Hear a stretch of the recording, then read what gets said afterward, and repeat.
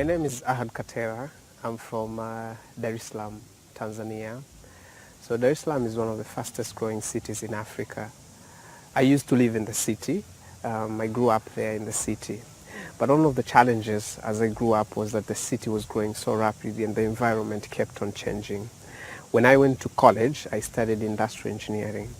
And I felt I could do something within my community. Now the city produces 2,000 tons of organic waste. With my engineering background, I started to look at that as feedstock or raw materials, stuff that you could actually use to make something, whether it's fertilizer, whether it's biogas or other products. And then we formed up a team with a couple of friends who are now my business partners to start a company where we could actually use the organic waste to produce organic fertilizer. But in 1918, a German scientist called Haber, that's when he developed the first process in the world that can actually make artificial nitrogen. And that has been the foundation of all the fertilizers that we use for food today. But what we have developed is an industrial process that uses biological nitrogen, nitrogen that is not artificial. And then we ferment these sources of nitrogen, we put them into the organic waste, and then we create organic fertilizer. So what we have as our innovation is actually manufacturing formula and a process. So why this process is important, or why this process could actually be of importance? Now look, this is the other side of the story. 75% of Africa's soils are degraded. One of the World Bank reports says that by 2050, 25% of the crop yield will decrease. It's a challenge because we often speak that we need food security. But what if we need soil security first before we start thinking about food security? And that's where our company comes in. We're producing organic fertilizer that is of quality, contains all the nutrients, contains NPK, contains calcium, magnesium, sulfur, and most important, the organic matter.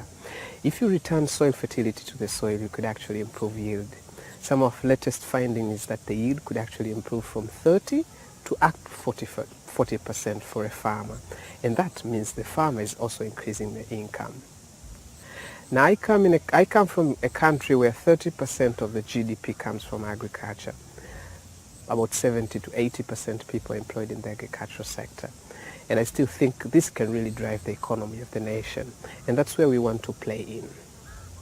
When we started this business, you could hardly start because setting up an industrial facility costs $2 million, $3 million. But we actually had to start small, We raised capital, we had to work with municipalities, and now we have a small factory that is producing 10 tons on average monthly, and then every product that we make is already going out to the customers because how the product performs well, it's affordable, and at the same time, it's also increasing the yield of the farmers. Look, 95% of the fertilizer used in Tanzania is being imported from Norway or China and other countries. The fertilizer cost before it is being transported is about 200 to 190 US dollars per ton. But when the fertilizer reaches an actual farmer in a rural village in Iringa, the cost is 3 times. We have a competitive advantage to set up a local manufacturing facility because one, we could actually use economies of scale to make the product become affordable and at the same time become reachable to these farmers. We've had challenges in the process. We went to places where we were told, your business won't work. And these are the kind of challenges an entrepreneur comes across when you're starting a business. But look, we had to fight all this and we had to really, and how could you deal with that? In the process, we've been able to work with partners, we're working with universities, we're working with other international stakeholders from the Netherlands, some are in the UK, to grow the business. And most important, even the local partners, the Commission of Science and Technology, Tanzania Organic Agriculture Movement. These are the kind of players we've involved and they're really showing interest in our business. It's a diverse team of 4 people, really committed young African entrepreneurs. Look, there's a saying which is contrary in our society is that seeing is believing. But in entrepreneurship, it's a bit of opposite. You have to believe first, that's when you see. And that's the motive and the passion and how we grow our business and our company. We started with our own college money because that's when we started the company. I was still in my second year of university when we actually started the company. Most of the financing came from friends or family or some of the college fee that you'd had to use and spend it. In the process, we were able to win one competition, about $7,000 that made us register the company, building up pilots, starting to travel around the country, speaking to farmers who we are targeting, mostly being horticulture farmers growing vegetables and fruits. In the process, again, we were able to raise more capital from various partners and stakeholders who really liked our work and they wanted to excel in different levels.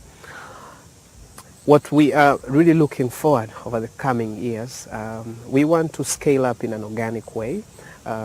We know growing a company takes its challenge and comes with a lot, and we see our growth as a step by step. So I think our next phase now is that we are raising $500,000 to build up a plant that could actually produce 400 tons per year of organic fertilizer that is premium using the process and technology that we have created. And after that, we're looking for the second phase of scale up where we could actually see if we could go to a 50,000 metric tons.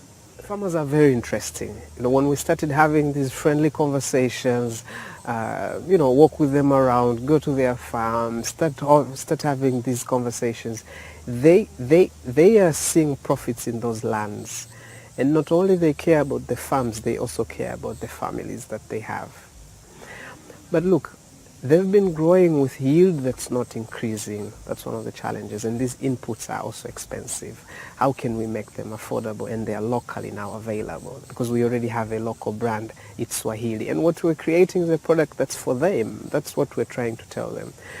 I think the convincing from one-to-one farm has been a bit challenging. We've had to start working with cooperatives. Cooperatives are farm organizations or groups, say farmers that are in 100 who are growing vegetables, who are growing tomatoes, who are growing carrots. It's more easier and the conversation is more likely to be understood because these farmers are already in one place. We were working mostly with about 10 to 15 farmers. These were actually the early adapters, people who would buy your product because they understand the value of soil. But when we had pushed up a bit better with our production capacity, we've seen ourselves now working with about 120 farmers. But in general, we've engaged more than 400 or 500 farmers, I should say. As there's still some of the bottlenecks that we still need to come across, I think we'll be able as well to reach this group of farmers. Some of them has been because they are quite far and we haven't established distribution channels that can reach them. Some of the farmers want to see actual field trials before they could actually buy the product. And actually some of them had already bought some of the fertilizer inputs, so you'd have to wait for the second season for them to purchase. But I think there's a bright future, and that's what we're telling them. We're not giving them promises as they're used to do, but we're actually giving them the results of what the product can do. Turkish professor who's been doing lots of research on biofortification of different nutrients, using that as a fertilizer strategy. We haven't seen an industrial application level where they could actually produce biological nitrogen and include it in the organic waste as feedstock to produce fertilizer. So I think there's one of the next things we should really be looking forward is actually perfecting our technology to the level that we'd actually patent it. So I think it's very critical for us now, and of course will give our company credibility market.